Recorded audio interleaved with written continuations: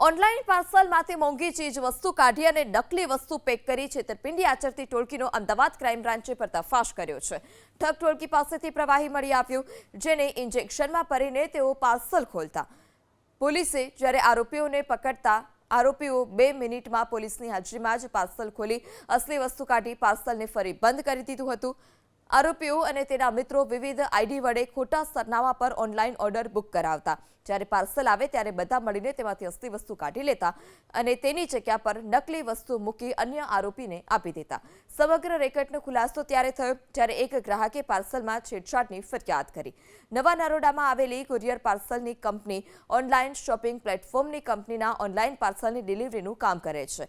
એક કર્મચારીએ order cancel થયો હોવા અંગે અને તેમાં છેડછાડ થવા બાબતે ફરિયાદ કરી હતી, જેથી પાર્સલની તપાસ કરાતા તેમાંથી ડુપ્લિકેટ ફોન મળી આવ્યો। ઓનલાઈન સોફ્ટવેરમાં તપાસ કરતા 1.34 લાખનો આઈફોન 17 પ્રો કે જે અન્ય 1.22 લાખનો ફોન સરદારનગરના સરનામા પર ડિલિવરી કરવાની વિગતો પણ મળી આવી।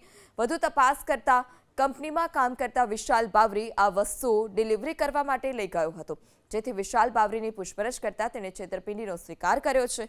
ક્રાઇમ બ્રાન્ચે જ્યારે આરોપીઓ પાસે ડેમો કરાવ્યો તો આરોપીઓએ પેટ્રોલ જેવો દેખાતા એક પ્રવાહીને ઇન્જેક્શનમાં ભર્યું। તેની મદદથી 2 મિનિટમાં જ પાર્સલ ખુલી ગયું હતું, જેને જોઈ પોલીસ કર્મચારીઓ પણ ચોંકી ઉઠ્યા। આરોપીઓ પાસેથી 6 થી વધારે અસલી અને 25 નકલી ફોન સહિતનો મુદ્દામાલ કબજે કરવામાં આવ્યો છે।